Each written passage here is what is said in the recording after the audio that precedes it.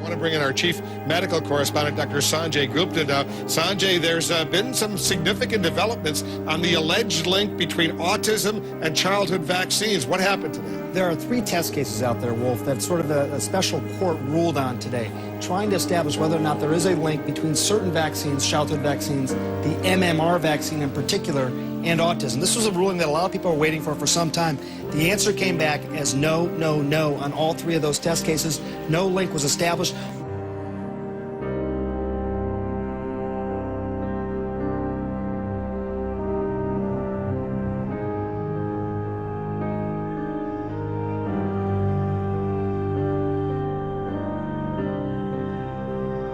About 20% of children with autism will regress between often the first and second birthday. So statistically, it has to happen where some children will get a vaccine, they will have been fine, they get the vaccine, then they're not fine anymore.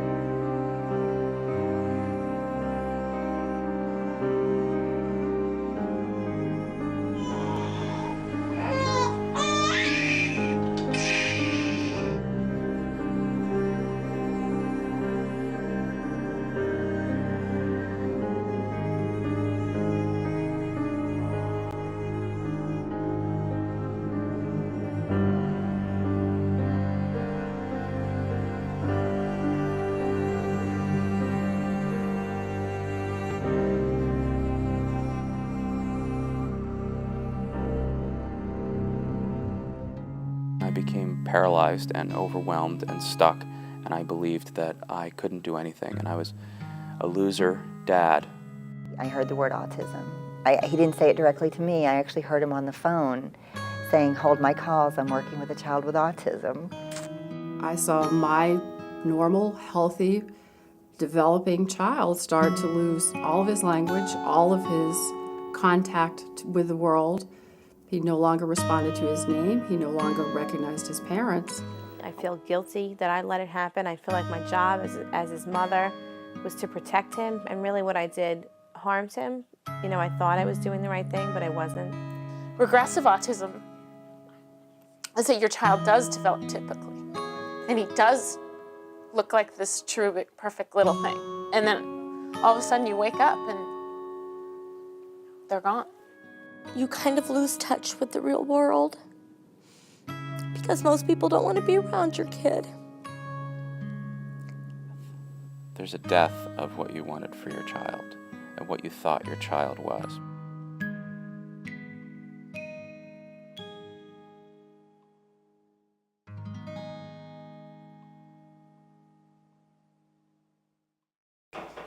Where's your nose? Mommy 5. I got that diagnosis, and I'm looking at my child, and he's gone. Ethan was very physically affected. He was one of those kids where low muscle tone and mitochondrial signs. I didn't think there was anything that I could do. And then when I started realizing that I could do something, then my eye focused on what I wanted. And that was a tremendous change for me. So when I saw that I wanted a recovered kid, that's all I saw. Robert could yell or scream for 45 minutes straight and not stop. There was times he would crawl out of his car seat, I'd have to pull over on the side of the road, and he would be doing flips on my body, just screaming, just rages that you would not believe. I would have people stopping and writing my license number down. I could not bathe my son.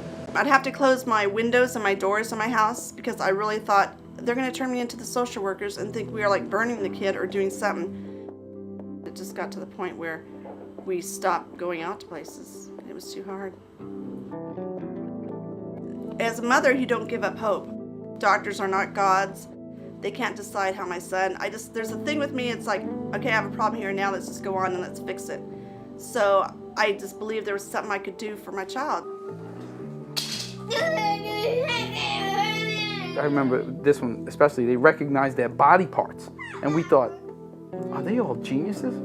At 2 or 2.5, they know their knees and their shoulders. We couldn't fathom like when Jackson would know his body parts. He didn't even know where he was.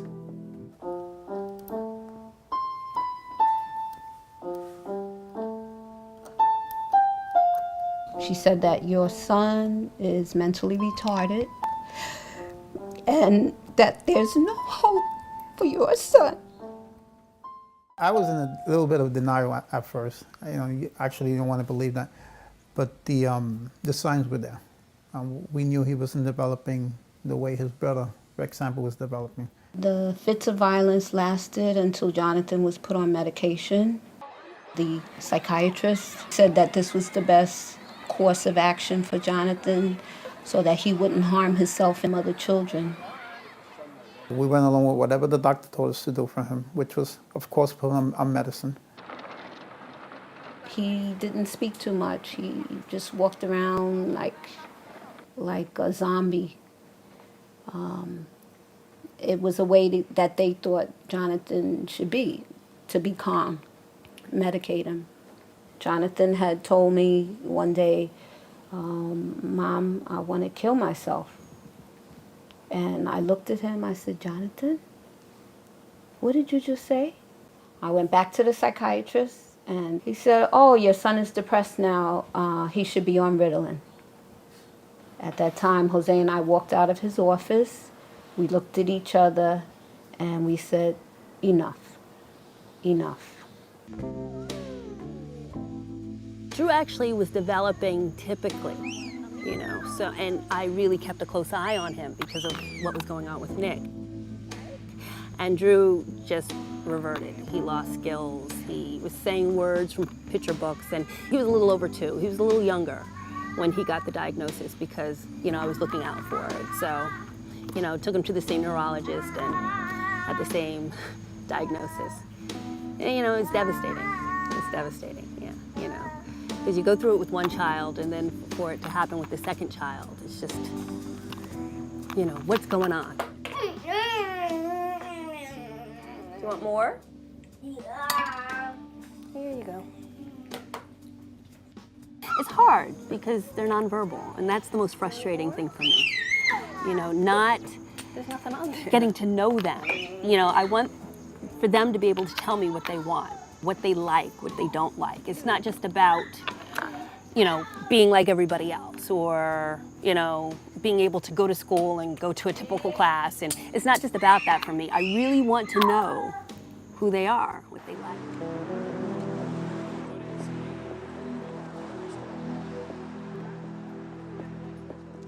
Language was lost. He drooled incessantly. He had extremely low muscle tone. Diarrhea was our first major red flag. We took off his diaper one summer day, and every 5 minutes, bright yellow liquid. He just stooled 30 times a day, just liquid. Sensory issues, no tags, no haircuts, no trying on shoes. We couldn't leave the house. Transitions were horrible. To get him from the house in clothes to the car seat took 30 minutes, screaming the whole time, just completely, very non-compliant. Baxter, did you get the baby a kiss? They sat us down at a table and tried to manage our expectations. Don't expect him to talk. Don't expect him to grow up and get married and live a life. This is what the professionals were telling us. I got angry, and it lit a fire under me, and I started researching.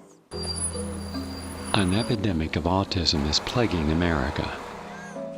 Autism is a devastating neurological and biological disorder. It is typically diagnosed in children between 18 months and 5 years of age. Some children are severely affected. They can't speak, they require constant one-on-one care, and are never able to live on their own. Doctors and other experts now believe a multitude of factors cause autism. Nick? Mercury-based preservatives, live viruses and other agents and vaccines are known culprits, but a host of other toxins are blamed as well. There's a common pattern happening with children with neurodevelopmental disorders, including those children who have autism, and that is that their brains are being poisoned. Their immune systems and their nervous systems are incapacitated by the degree and the intensity of the information, that is the food, the water, the air, the skincare products, the amount and intensity of stimulation through their nervous systems, and the toxins that we're delivering past their skin through injections with vaccinations. All of this information, all of this stimulation is overwhelming their immune and nervous systems, and they are being poisoned. Poisoned to the point where their bodies are losing the capacity to handle what they're exposed to and to be able to detoxify sufficiently enough so that they can have normal brain, normal immune, and normal nervous system function. All of the toxins, chemicals, allergens in our environment. That's making not only their brains, but their guts and their immune system sick. An estimated 1.2 billion pounds of pesticides are used on our commercially grown and produced foods each year in the United States. Consuming a diet of chemically treated foods laced with neurotoxic herbicides and fertilizers has shown to affect the development of the brain, the nervous system, and the immune system. In this generation, in this very, very toxic environment, it takes less and less genetic vulnerability for a child to become ill. And I think it only stands to reason that the children are going to be the first to suffer the consequences of a poisoned environment because their brains are still developing and their nervous system is much more vulnerable than ours would be as adults. We worry that our patients have a toxic burden at birth because we've done testing on the mothers as well. And the mothers have a toxic burden that they're passing on to their children during the 9 months in the womb. Today, 1 out of every 6 women of childbearing age is thought to have mercury levels already in their body that could cause neurological damage to their unborn children. And I know we do everything we can to be healthy when we get ready to have a child, and I think a lot of people aren't aware of mercury. It's not on the radar screen like lead is on the radar screen, but it's actually much more toxic. When I move his arm, there's some resistance there, and there's none there. There's much debate over the causes of autism. Some attribute the rise to an increased awareness of the condition and better diagnosis by their pediatricians.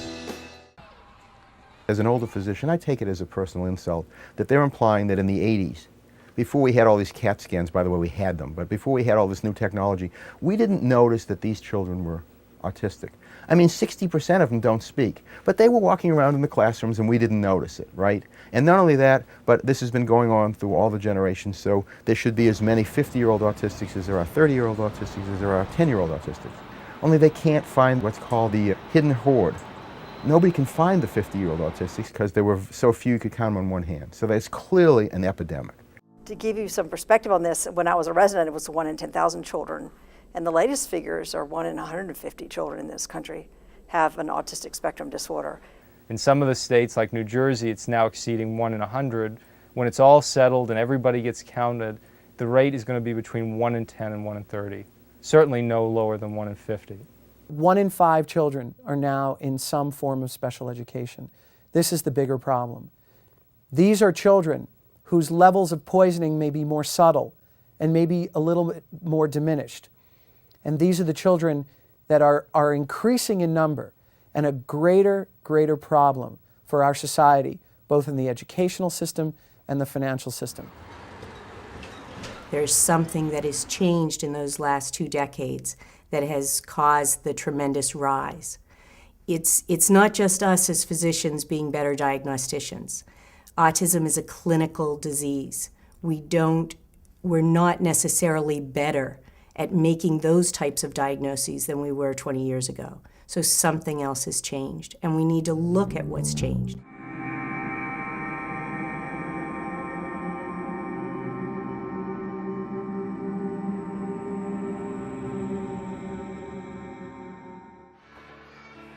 If 1% of those children were all of a sudden kidnapped, we'd drop everything as a society to find those kids. But it hasn't hit a sense of urgency or crisis. When the government wants to fund good science, when industry wants to fund good science, it's definitely capable of doing that. We did it with the Manhattan Project, with NASA and our race to the moon, with the SARS epidemic, with TB, eliminating smallpox. We've done this over and over and over again, even preparing for bird flu. But the government's sense of urgency has not yet kicked in to resolve this autism crisis.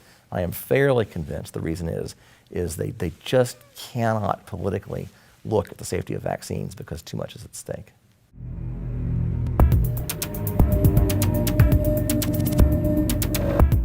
$40 million children were injected with mercury-containing vaccines in the 1990s. There are, as you've had others tell you, many potentially harmful ingredients in vaccines.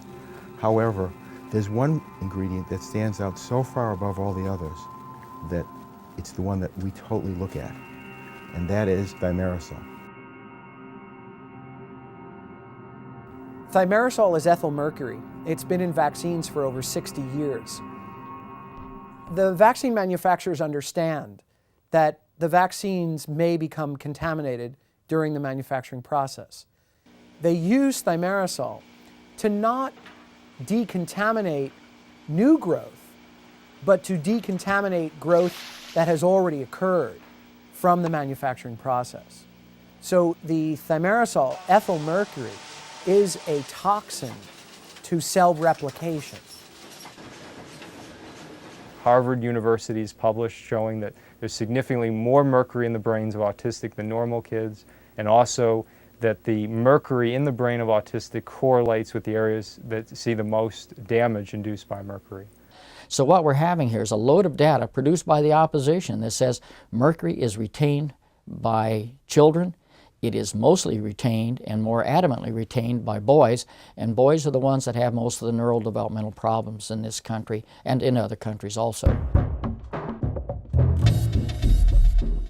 This footage from the University of Calgary demonstrates the degenerative effects of mercury on brain neurons.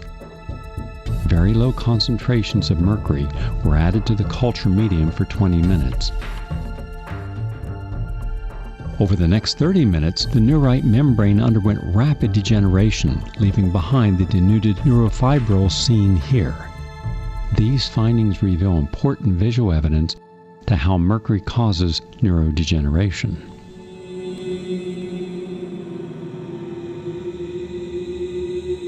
When we talk about mercury, unlike most poisons, we're talking about something in parts per billion that's poisonous acutely to human neurons. Something like lead is an example. That's in parts per million, 100 parts per million, 500 parts per million.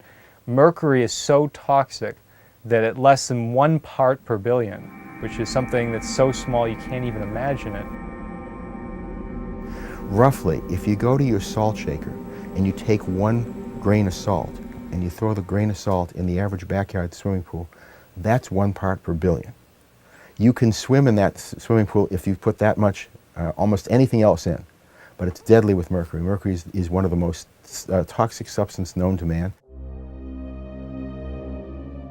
By 2009, the Center for Disease Control and Prevention and the American Academy of Pediatrics recommended a total of 69 doses of 16 vaccines to be given to children in the United States.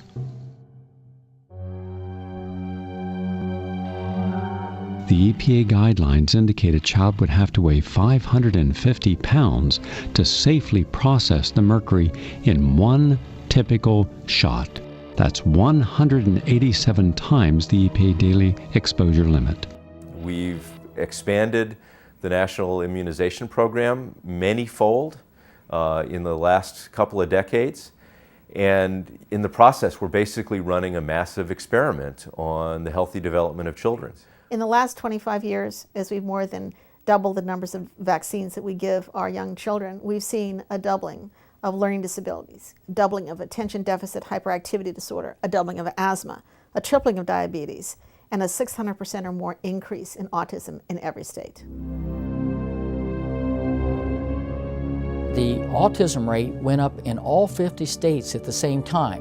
It had to go up in Alaska, Hawaii, California, Florida, Maine, Nebraska, and every other state. And there is only one toxic exposure that fits that bill, and that's the CDC mandated vaccine program. This includes hepatitis B, which is given to newborns within the first 24 hours of life. Why is it that we're immunizing kids at birth? At birth, because of the fact that we're concerned about that there may become IV drug abusers and prostitutes.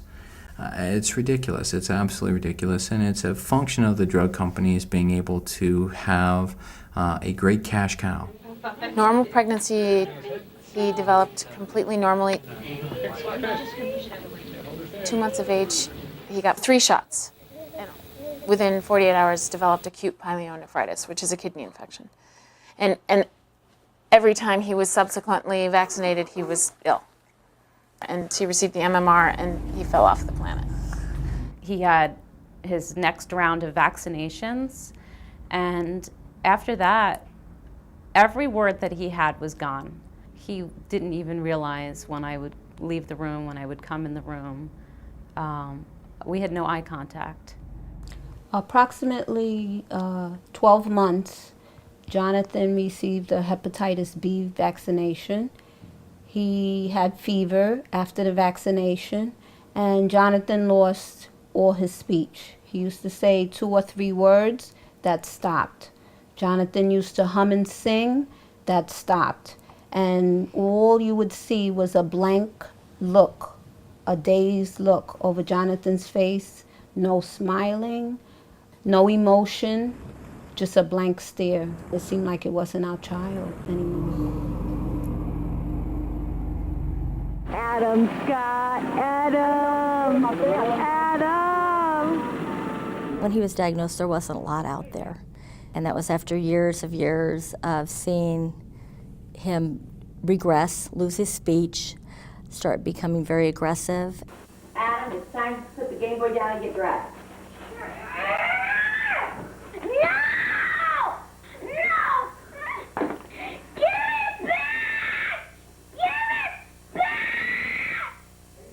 I know with my own children, they developed very high fevers, very severe diarrhea, and they were extremely irritable after their vaccines. At the time, I just thought, well, babies get fevers, and this is pretty unusual, but I was reassured that these things happen, it'll just, fade away. But for my children, it absolutely did not fade away. They developed not only inflammation in their bowel and chronic inflammatory bowel disease from that point on, but I believe inflammation in their brain as well. He got the MMR and completely changed. He went right into chronic diarrhea. He had diarrhea for 5 straight years. Certain children may not have the vulnerabilities when they're vaccinated to develop autism or a really serious autoimmune disease. Some of their problems may be more subtle. They may be more likely to get asthma or eczema or inflammatory bowel disease or multiple sclerosis or ADD, ADHD. These are all chronic conditions that we like to lump into categories that we can then find drugs for. But we in the population need to understand that we might be creating these illnesses, that all of these inflammatory illnesses are merely the ways in which our children express the dysfunction of their immune and nervous systems at the hands of multiple factors, one of which may include the injection of toxic ingredients from vaccines.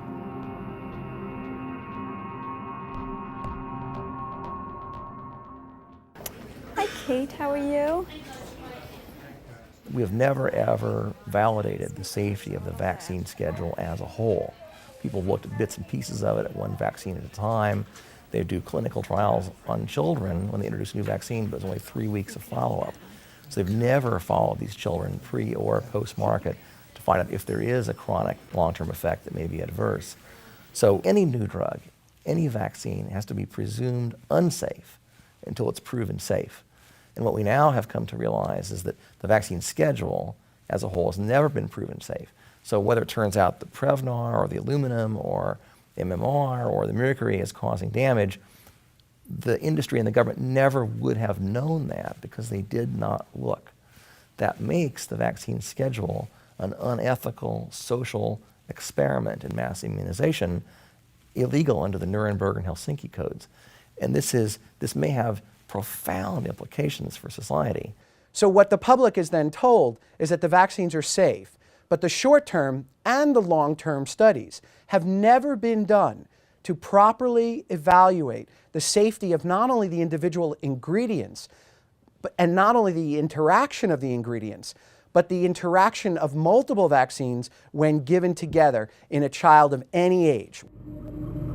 When I was at the NIH, we were more concerned on what are we doing to get thimerosal out of vaccines. That was our focus as a committee. What have we done? What is the level of evidence? We wanted to have, Congressman Burton wrote Secretary Shalala and asked her to recall all thimerosal-containing vaccines that infants were exposed to, and she refused. They said that if they issued a recall, that the industry would sue the FDA, and therefore they would not do that. When you look at the Simpsonwood Conference in Norcross, Georgia, which included leaders from the WHO, the FDA, the CDC, the American Academy of Pediatrics, and leading scientists, they looked at data from the Vaccine Safety Data Link that directly showed a link between the development of neurodevelopmental disorders and the administration of mercury-containing vaccines. Somebody provided me with the Simpsonwood memo. Simpsonwood was the transcripts of a secret meeting that was held between CDC and representatives of the vaccine industry, in which they reviewed a report that CDC had ordered, the Verstraeten study, of the 100,000 children in the United States Vaccine Safety Database. There was clear evidence between the injection of children with mercury-containing vaccines and the development of neurodevelopmental disorders in children. Which they are talking about the undeniability of the connection between autism and thimerosal, the impossibility of massaging the data further in order to try to eliminate those signals. That's what they spend the first 2 hours. The rest of the meeting they spend talking about how do we hide this from the press, from the public, and what they call the predatory bar. The participants were told that the information was embargoed, that they were not allowed to discuss this with the public. And there was no question, if you look at the comments, that they knew this information would have a significant impact on the vaccine program, both domestically and worldwide. And one of the participants said, until we get this straightened out, I do not want my grandson to have thimerosal in their vaccines. And these data were covered up. The data from this conference was specifically kept from the public because the scientists and the leaders who were at that conference knew that if this information got out to the public, it would stop the vaccine program in its track. And then over a period of years, they processed the data, they excluded some populations. There are a lot of things that you can do with a large sample epidemiology study. And over time, with each successive iteration, they made that signal smaller and smaller so that by the time they published the findings, they said, well, geez, there's a little bit of a signal here, but it's probably just random chance. That's fraud. It is fraud in science, and there are federal laws against that, and there are certainly ethical laws against that in the world of science.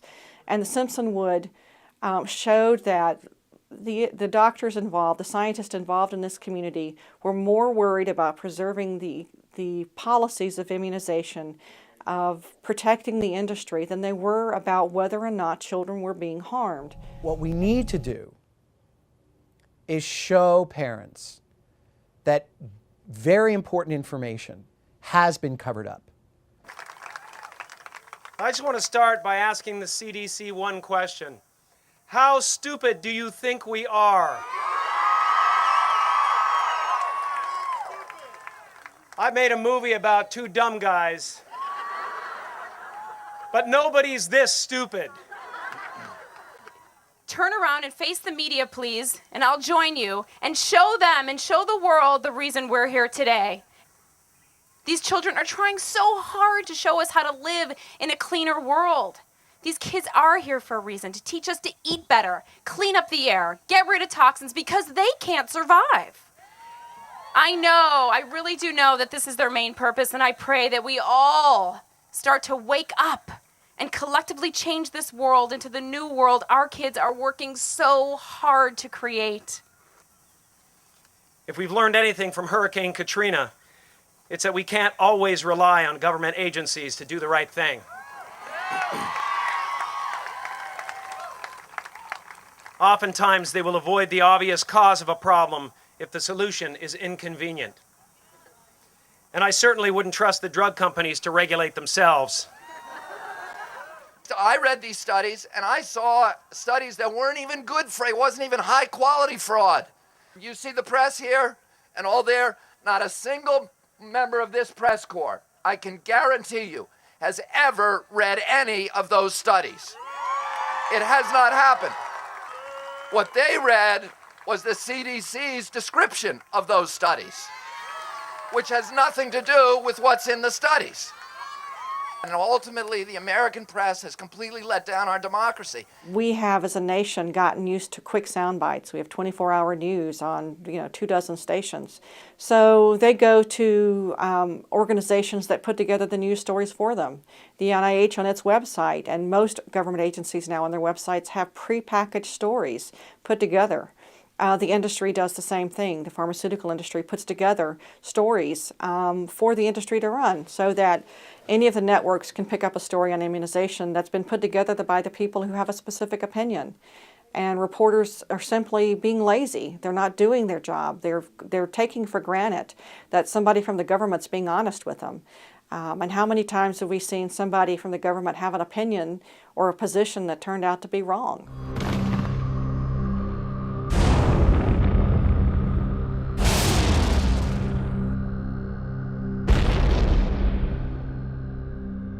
"30 years ago, I was involved in a serious investigation of vaccines, and I called various media people, including the New York Times, with evidence that there was a serious vaccine regulation problem in the United States. And the guy from the New York Times said, I've looked into my files, and I don't see any stories saying there's a serious regulatory problem. So as far as I'm concerned, there's no serious regulatory problem. We kept working away, and we had a lot of help from people inside the government, and ended up with hearings by Senator Ribicoff that caused the agency at NIH that regulated vaccines to be closed down, caused the Attorney General to rule that it had been violating the Food and Drug Law for the past 30 years. That was 30 years ago.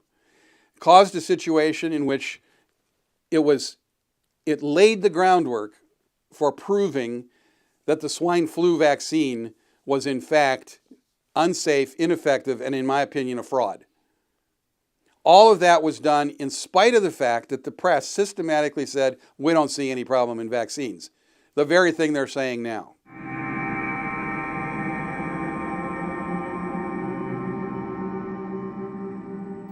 There was a recent study in 2008 looking at the relationship between children who had gastrointestinal symptoms and autism, and those children who just had gastrointestinal symptoms, to identify whether or not the measles vaccine was related to their development of autism. Now, this was a very small sample size.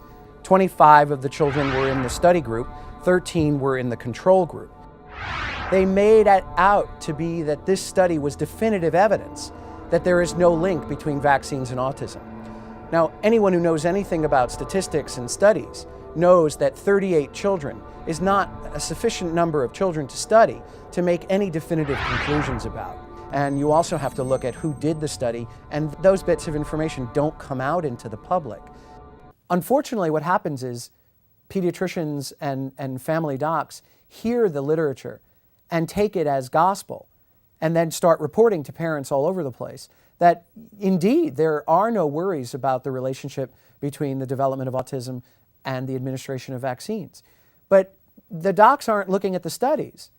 And unfortunately, what happens in our society is if there's a select group that makes something a truth and enough people hear about it, then a lot of people are going to believe that it's true without actually investigating for themselves.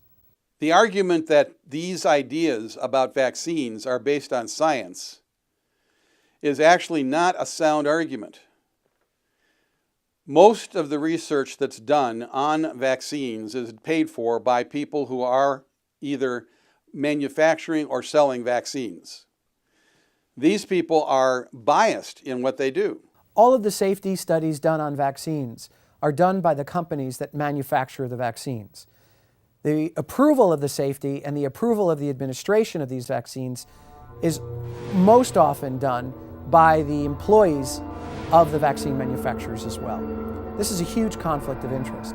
If we want to understand whether these vaccines are safe, we need to have independent researchers looking at these studies and doing them without the financial and the medical interests that are influencing the decision making. The CDC and the FDA and even the NIH continue to say there's no evidence of harm because they are only focusing on the epidemiological studies that the CDC funded. They are not looking at the studies out of MIT and out of Columbia, the studies that Dr. Haley has done. They have completely ignored the hard science, which to me is an absurd thing because at the NIH in the 90s, when I was there, you only looked at the hard science. Epidemiology was something that was not given the high priority that is given today in this discussion. This whole process is designed specifically to make a market for vaccines. And behind it all is Merck Sharp and Dohme as one of the major forces, Merck now, who's gotten hundreds of millions of dollars from the federal government to create vaccine production, distribution, and collect billions of dollars in selling those products. No one who works for a company should be allowed to be on those committees. No one who works for an agency that distributes those vaccines should be allowed to be on those committees.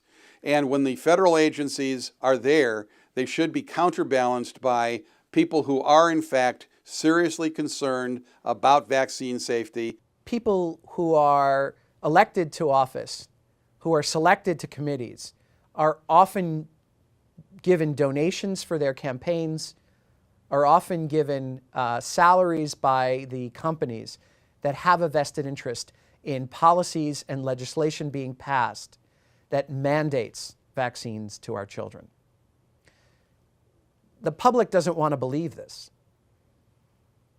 but we need to, because there is a conflict of interest, because many of the legislators and many of the scientists who are operating supposedly in our best interest are being given money, either in campaigns or in salaries, to support the continuation of the vaccine program. We had a lot of conversation at the committee level with doctors who were doing research in vaccine injury.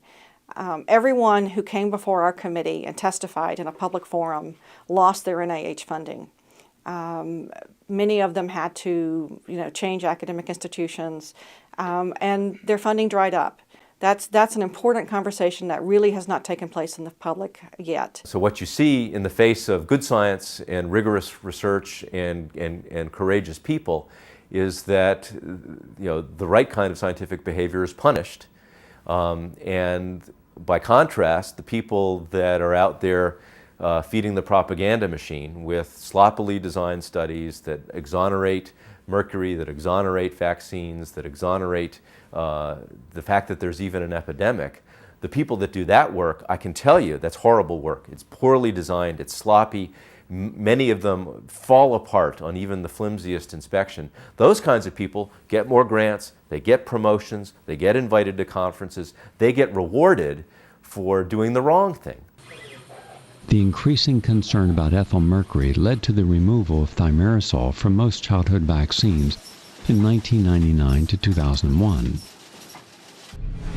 However, these vaccines still contain trace amounts of thimerosal, which is stated on the CDC's own website. When they say there are only trace amounts of mercury, most people don't know that those trace amounts are above toxic levels for drinking water. Shame on you! Shame on you! Shame on you!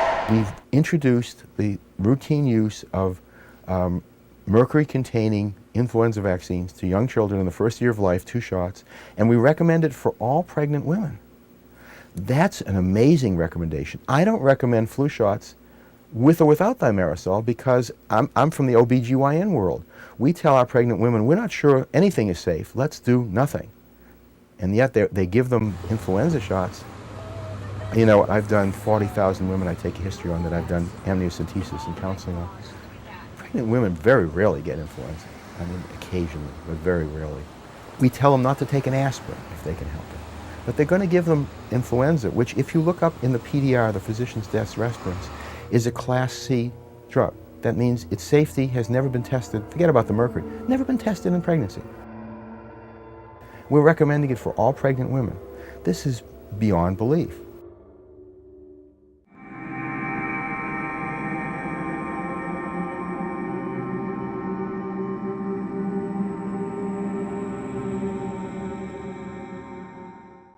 The members of this legislature were told, if you stop mandatory vaccine, you're going to see epidemics like measles come back again.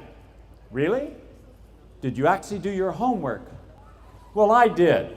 Here are the actual government statistics from 1838 to when the vaccines were implemented in 1967. High back then, dropping. Guess what? We had better sanitation. We had cleaner water. We were pasteurizing milk. We had public health measures. And by the time the vaccines was introduced, it was 98% gone. Let your voices be heard. Let the governor know you count. We have a lawsuit in federal court, not for any money, but asking the federal court to order the FDA to either remove thimerosal or to show their safety testing. And their answer has been, they have no safety testing, but it's within their prerogative to violate the rules. Julie Gabardine gets up and says, you know, there are no studies that have ever shown thimerosal has ever caused damage in tissue culture, humans, people, anything, animals. Anybody who has a computer can go on PubMed, which is the free access to the National Library of Medicine. Type in the word thimerosal, see what you get. I get 1,300 articles, almost all of which said it damaged my frogs, my people, by the way, it is people. There were 11 babies that had thimerosal put on their umbilical stumps to keep them sterile. 9 of them died and 2 of them were brain damaged. When parents go to doctors, the doctors scare the parents into believing that somehow their children who are not vaccinated are carrying some secret organism, some secret virus or bacteria that no one else has in the community. And if they don't vaccinate their children, that somehow their children carrying those special viruses and bacteria are going to infect those children who are vaccinated. Well, number one, if a child is vaccinated and a parent believes that the vaccines are safe and effective, then why are they afraid? Why are they afraid that their children are not protected?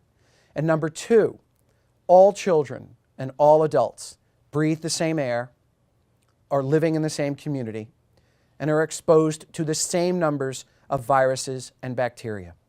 So children who are not vaccinated are at no greater risk of carrying or harboring any of the vaccine preventable diseases than children who are vaccinated. This is an unfortunate myth that keeps getting passed down one after another. There's tremendous pressure on a news reporter not to really cover the mercury side of this issue. And the reason is that if you attack, as a media person, the CDC, the FDA, you're killing the golden goose, so to speak, because most of their stories come from those people, and if you offend them, you're not going to be able to talk to them again. So there's a certain amount of non-coverage bias, particularly among the big station networks that really rely on the CDC and the FDA. It's an impossible challenge to the AMA to be completely unbiased. If you have a company, you know, Merck or Wyeth or any of the large pharmaceutical companies buying 10 or 12 pages of advertising from you, and you're about to have a research study published that has a negative outcome for one of their top money makers, how do you do that and not lose your advertising? That's an impossible situation that they face every day. So studies that should get published don't get published. You oftentimes don't ever see the negative studies get published because nobody wants to lose their advertising. You also have relationships with pharmaceutical companies actually having ghostwriters do the writing and then have somebody who's in academia put their name on the study. This is a violation of scientific ethics and is just now beginning to come out. The AMA and the New England Journal of Medicine and others are faced with challenges. You know, the New England Journal of Medicine about 8 years ago had to change their editorial publication policies because they could no longer find individuals to write editorial reviews who didn't have financial ties to the industry. So they changed their rules. So you can't even trust journal articles anymore unless you can verify that they are truly independent. You have to actually look up who these people are who write these articles. Are they on the payroll of pharmaceutical companies? Are they getting unrestricted grants? The flu vaccine became an important item, again produced by Merck, because it was the only vaccine that you took annually. All other vaccines you took once or twice in your life. The flu vaccine was a great cash cow because you took it every year. I met with Alexander Langmuir, who was the founder of CDC. He at that time was an emeritus professor at Harvard University, and discussed the flu vaccine with him. He was at that time about a little over 70. He said, I would not take the flu vaccine. My wife does not take the flu vaccine. No one should take the flu vaccine. And in fact, when I was head of CDC, I wanted to make that as a public statement, and I refused to say that you should take the flu vaccine. That's why I'm now a professor at Harvard. He got fired for that. That was what he told me. That flu shot by itself would be enough to potentially cause an autism epidemic. We must get it out of the flu shot. And virtually 100% of the flu shots given to pregnant women have mercury. Hi, how are you? Good, thanks. Mercury in childhood vaccines is not the only toxic ingredient. Aluminum is another potent toxin present in vaccines. Mercury and aluminum together can exacerbate metal toxicity in a child and trigger autoimmune reactions. In our studies, when we took neurons in culture and treated them with 50 nanomolar, which is an incredibly low amount of mercury, where they would die in 24 hours, you would see a slow death rate of the neurons with thimerosal alone. If we added the amount of aluminum in the vaccine at that time to that thimerosal, we would see a 60% increase in the death of neurons at about 12 hours. So aluminum enhances the toxicity of thimerosal. And this is not just our find. This is something that was reported many years ago, that thimerosal, when it reacted with aluminum, became much more toxic. Just taking out thimerosal is not going to change that sequence of events. So we have to go back to square one and look at the whole vaccine program, what we're doing, all the contents of these vaccines. It's a bigger picture than just that of thimerosal toxicity. The evidence is blood, it's urine, it's feces, it's hair, it's brain. It's pretty much anywhere you want to look. If you're an honest person looking at this, you will seek and you will find the answer, and it is mercury. Nobody wants to say that we've poisoned an entire generation, almost 2 generations of American children. When you start to understand the implications of how many millions of children are mercury poisoned out there, it's a direct threat to our future. We're going to spend a lifetime caring for what's an ocean, an endless ocean of children who will become adults and old people. And these people who have autism or autism spectrum or even ADD, ADHD, their lives are not going to be very productive. They need medications, they need medical care, they need institutional care. It's not pretty. It's the most shameful thing ever, that we have devastated our children, that we have put them in harm's way. We chose to do it, and we're choosing not to look at it. What kind of human beings could we be? How shameful is that? And imagine being, someone whose career was based on trying to help society And it turns out that the evidence starts to come in that you didn't mean to, but it turns out that you were hurting some folks, that you were hurting children. These are children with a variety of presentations. We don't talk about autism anymore, we talk about autisms. And one of the things that's really important about that is that not every child is going to respond to the same intervention. The only way you can have your best chance of recovery is to be in the best possible nutritional status and lead a healthy lifestyle. And I think we all know that Americans don't do that. In a nationwide study, researchers found that on a typical day, fast food was the main food source for 29 to 38% of children.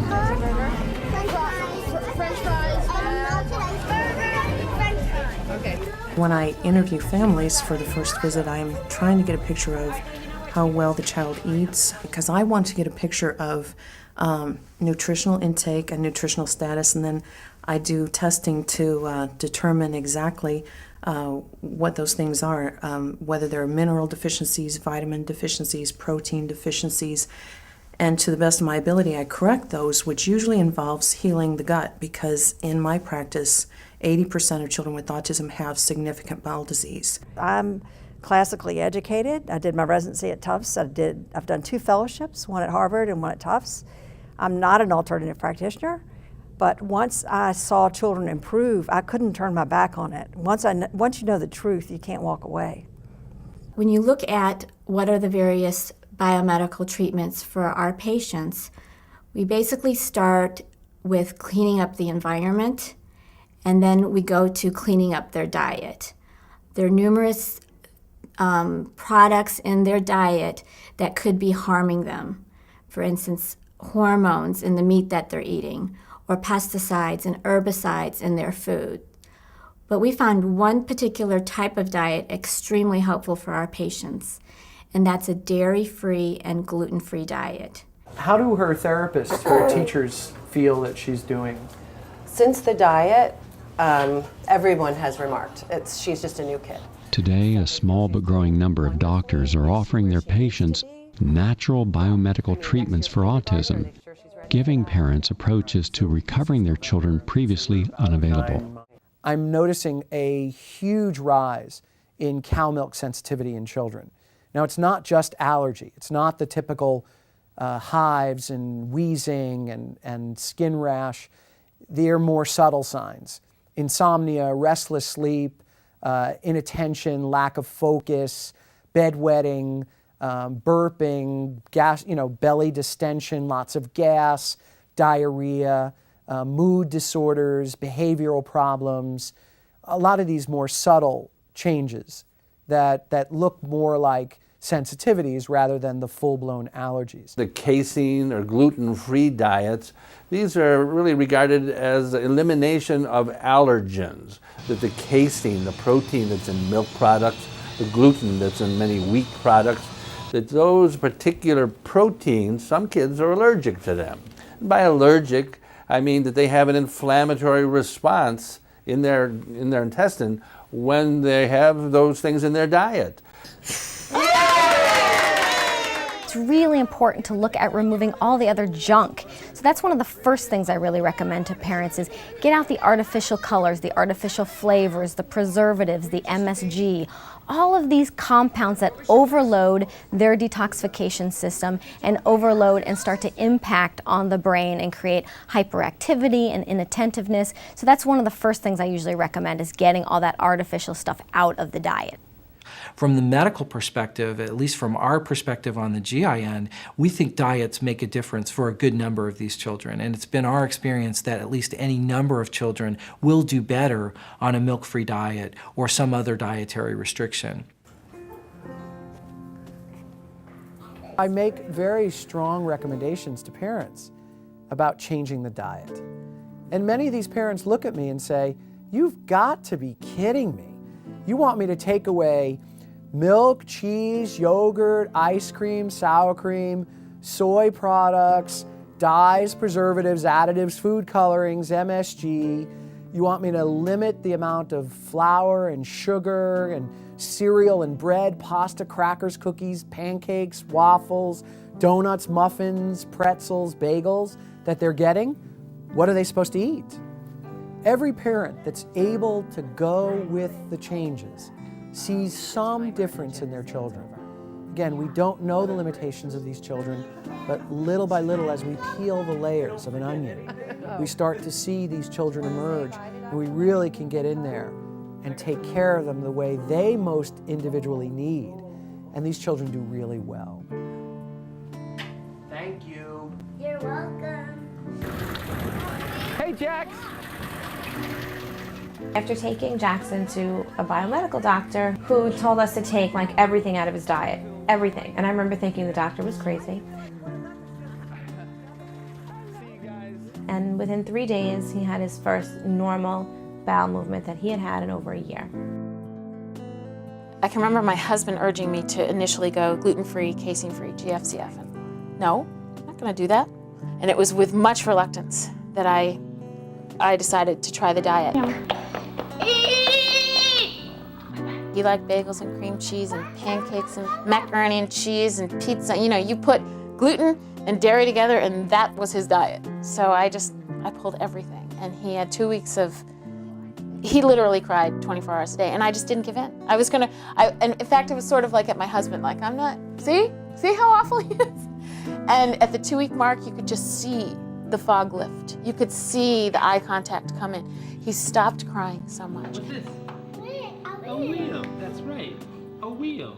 He had perfect stool, stopped scripting, graduated occupational therapy, and then we redid a test. No bacteria. He had a bunch of very bad bacteria in his stool. His yeast was off the chart, plus it was just so bad. No yeast, no bacteria, and the levels of intestinal inflammation were 5 times the high end of normal, were down in the normal range. The speech teacher said, what happened? You know, what's going on? All of a sudden he was engaging in speech, and literally he took off like a rocket at that point. You got to heal the body.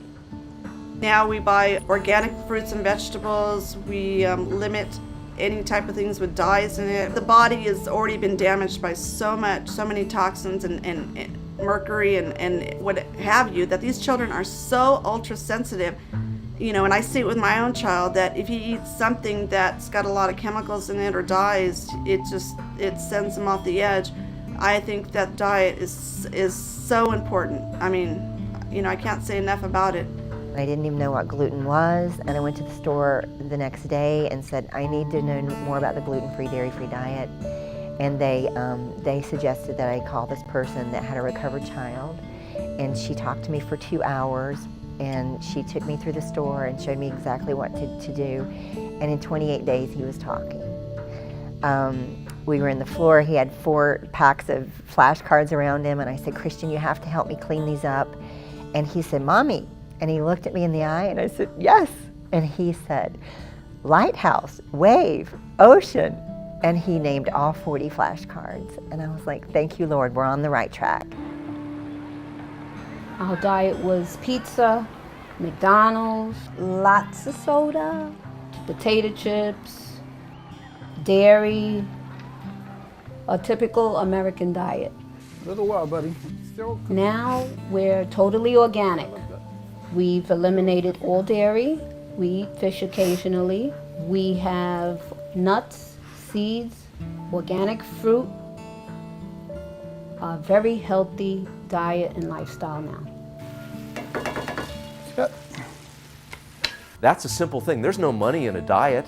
There's no pharmaceutical company that's going to pay for trials or going to pay for a press campaign to advertise, you know, a special diet. But the parents find that these are the things that are most helpful. Most of the things that parents are doing are simple things. They're embracing, you know, a different lifestyle. They're turning away from psychotropic drugs and pharmaceutical interventions. They're looking for ways to restore gastrointestinal health. That's not complicated. It doesn't take expensive therapies or prescriptions. but it takes a change in their way of life. I mean, there are certainly cases where we've just changed the diet in a child and their autism is gone, or their ADD is just simply gone. I had a child in my office last week, and he was not even sitting up 6 months ago, and he's 2, almost 3 years old now, and he was running up and down the halls talking back to his mother, and he was nonverbal and not sitting up, and it was all nutrition. Certainly the most important factors that the parents can address to help their children would be the diet, which definitely has to be sugar-free and even fruit and fruit juice free initially, white flour free, avoiding absolutely any foods that might possibly contain antibiotics, food colorings, additives, chemicals of any sort. I would like to emphasize how important it is to limit and reduce or even eliminate exposure to television sets, computers, video games, portable DVD players, and so forth. All electronic devices in our everyday life, computers, cell phones, televisions, and virtually all modern conveniences emit electromagnetic fields known as EMFs. Electromagnetic fields affect every one of us, throwing our natural electrical rhythms out of kilter. Children's developing brains and delicate central nervous systems are more susceptible to these assaults. A safe and effective approach to removing toxic metals from the body, such as mercury, is chelation therapy. Heavy metals bind to the chelating agent and then are eliminated from the body. I think of chelation as like peeling an onion. It's slow, steady. It takes 18 months to 2 years to get out these metals. They went in at different points in time. They're small amounts, and they're in different compartments. So when children initially come in, I work to heal the gastrointestinal tract wall, get the child in good nutritional status, add extra minerals to their system, and I find that chelation is a pretty benign part of our treatment once you've prepared the child well to remove those metals.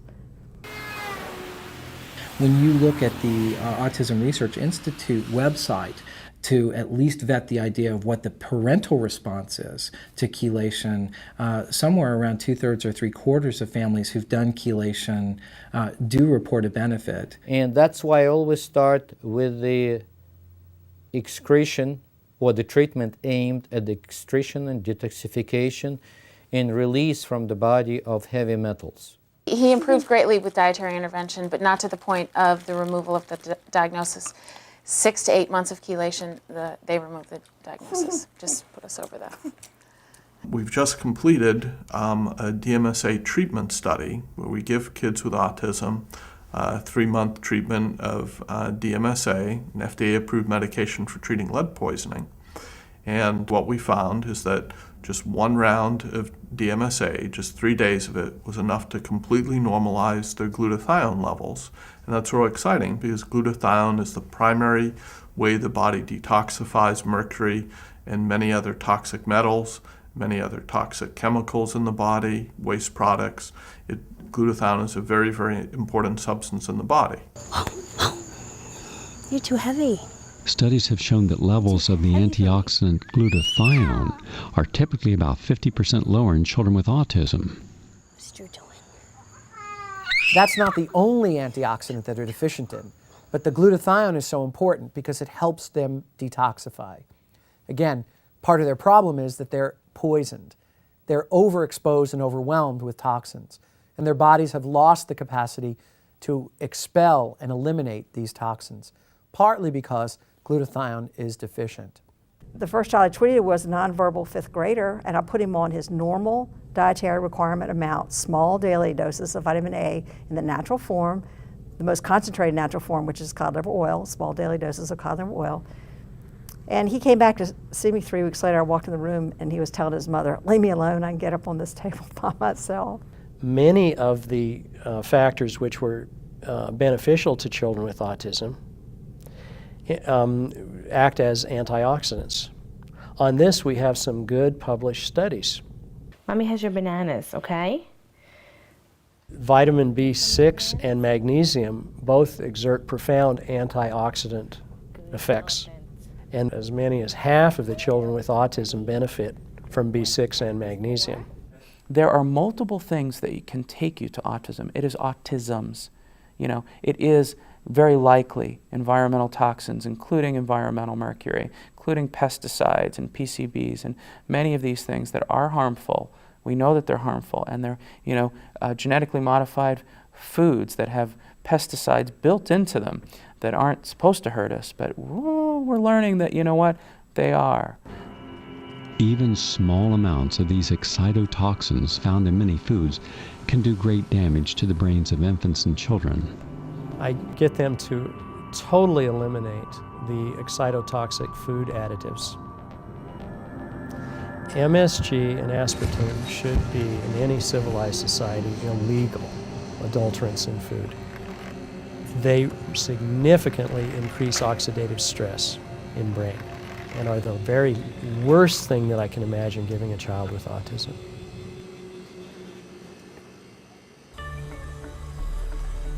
Many children benefit when undergoing hyperbaric treatment.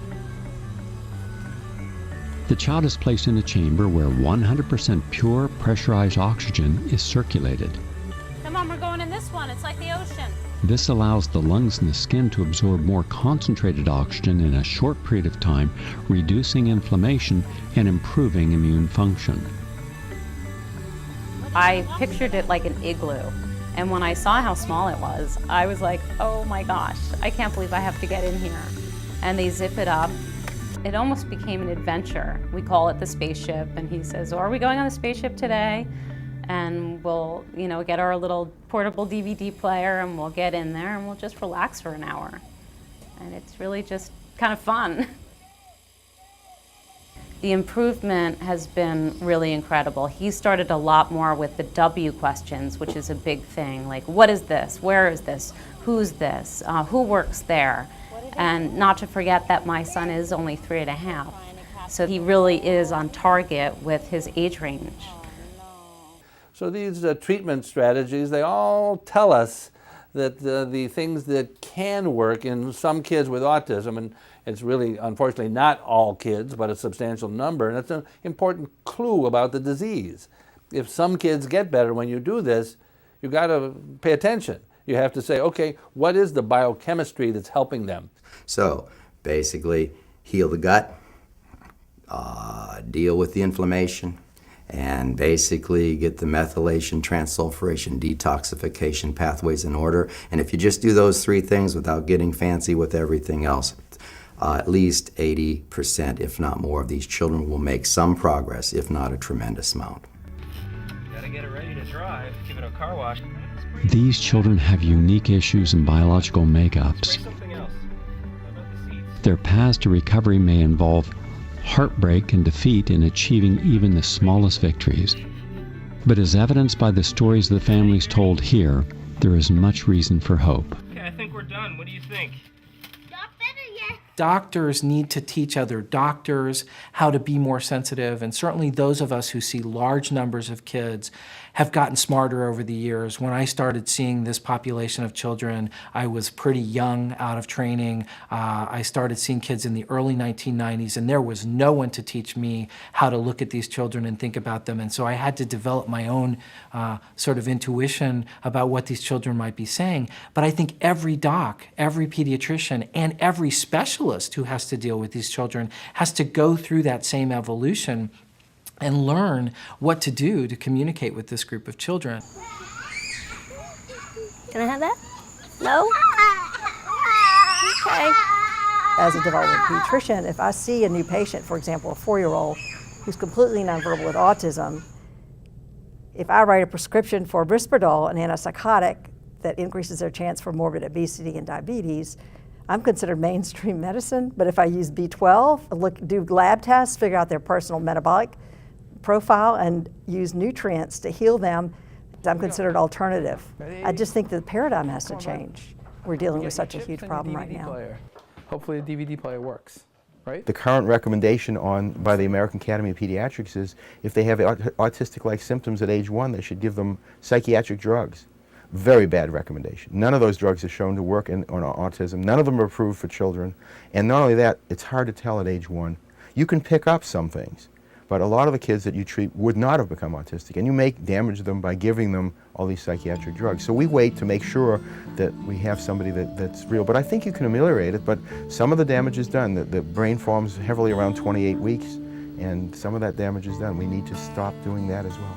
And I think as great as he is, and as far as he has come, I will never know, we will never know the true potential that he actually had. Because I don't think you can kill that many neurons. And I mean, we're always doing something, and I'm always hoping for more and more, and I'll always keep working with him. But it was stolen from us. I think one of the challenges of the world is to believe recovery is real when there's such a spectrum of realities in recovery. My child is recovered. What does that mean? Is he 100% recovered? Is he, I can't even answer that for my own child because I don't know what he would have been if he wasn't run over by the autism bus. My pinwheel is working! We have this one patient who was so severely autistic. He had so many sensory issues that he could not leave the home. The light would bother him, the sound would bother him, driving in the car would bother him. He was 4 years old and he had never had a birthday party because he couldn't stand being around other children. He started on the biomedical approach with nutrient therapies. We cleaned up his diet, casein-free, gluten-free diet. We worked on reestablishing good mineral levels. He was extremely zinc deficient. Now this process takes a while. It took about 2 or 3 years. But now this particular child is in 3rd grade. He's in a mainstream classroom. His teachers never knew he had a diagnosis of autism in the past. The parents haven't even told the school system. He gets no extra school support, and he's thriving. The parents took this particular child back to the Chicago hospital for reevaluation, and they told the parents that he must have been misdiagnosed, that he never had autism in the first place. But they were the ones that diagnosed him. I've had many patients have their child completely lose the diagnosis, go to mainstream schools, and the teachers don't even know that the child ever had autism. But when they go back to their pediatricians or neurologist, they basically are almost always told it was a spontaneous remission or it was just going to happen anyhow. And the interesting part is it seems that those of us who do what I do have a lot of spontaneous remissions, and if that's what it takes, a lot of spontaneous remissions, fine. I love it because we'll collect them.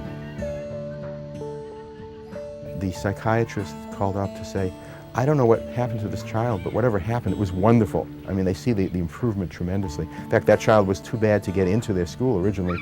I wrote a letter saying, check him again now that we're treating him. They let him in, and now they're putting him in their advanced high school class. That's the kind of thing that we see.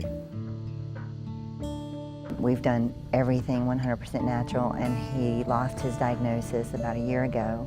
He was getting speech OT and ABA, and the teacher kicked him out. She said one day, "You're done, good job," and said he's recovered, he no longer can fit this diagnosis, and is mainstream school, academically gifted, and a quite social child. We know in autism from published study now that children with fever have a recession of symptoms of autism. And that's very, very promising.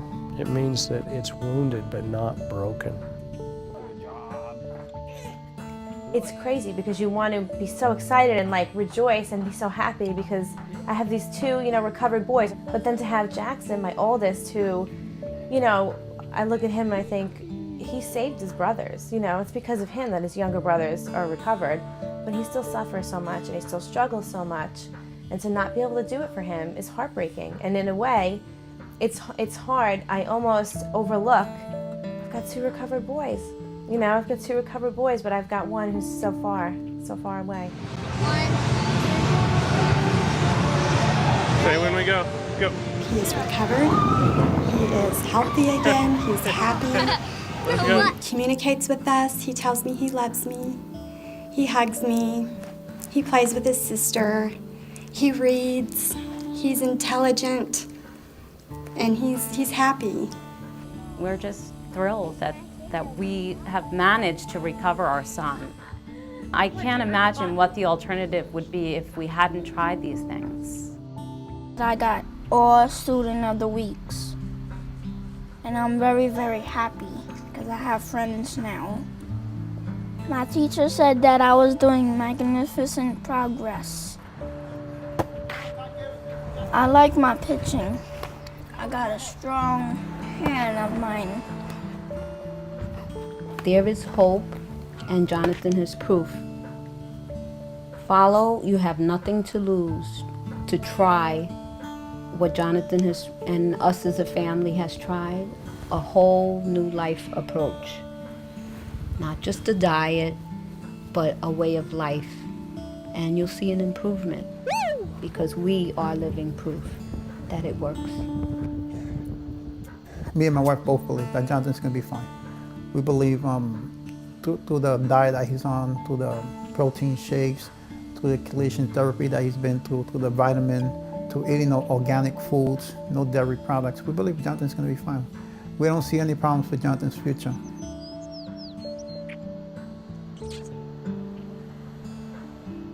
He's about 6'1". His abilities are probably academically about it like a 5-6-year-old. And if you've been around 6-year-olds, they're really happy, delightful kids. So we fortunately have got that. He's a very happy boy. Sometimes I just want to say, okay, this is it. This is their life. You know, autism is a part of our life. I can just find a program for them and just accept it. And I just can't go there. There's something in me that just won't let me do it. You know, as soon as I think that I want to go there and give up, I say, okay, but you know, let me get on the internet. I'm sure I'll find something else. Now he's playing t-ball and running around and playing piano and involved in competitive sports. Not only is he social and looks wonderful and just adorable and always the person that'll run over on the play yard when somebody falls down, but he's also, you know, being a boy and doing, you know, boy stuff.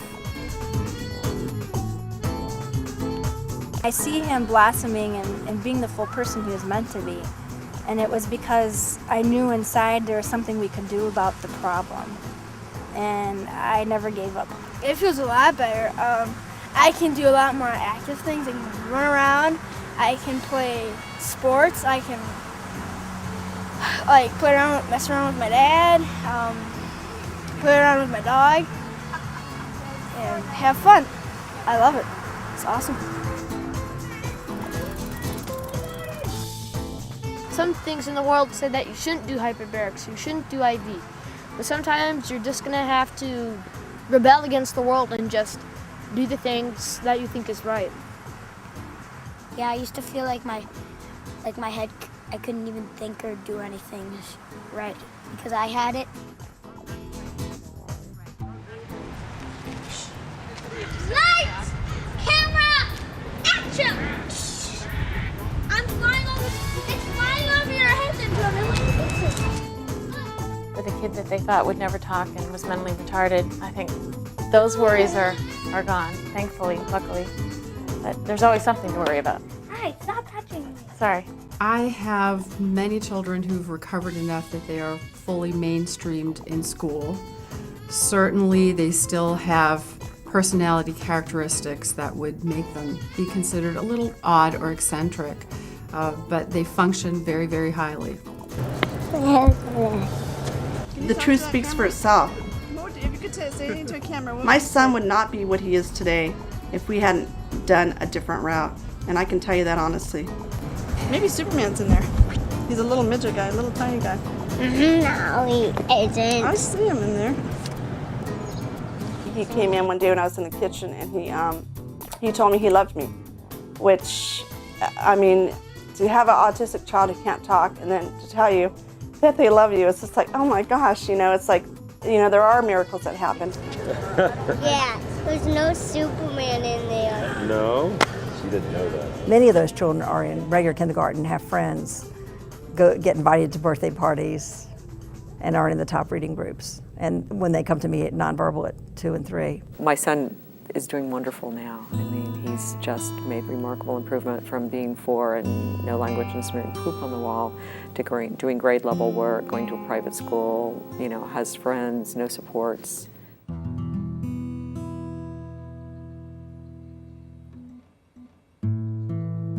And after 3 years of multiple interventions, including behavior and biomedical, he no longer garners the label of autism. It always makes me sad to say goodbye to a patient, but I'm also filled with joy because I know I've gotten them well. They're on the spectrum and they're thought of as normal children. And so I like that. We ran into somebody the other day and I told him that my son's completely recovered from autism. And the response was, that's not possible. So the number one thing that I would like people to know is that recovery from autism is absolutely possible.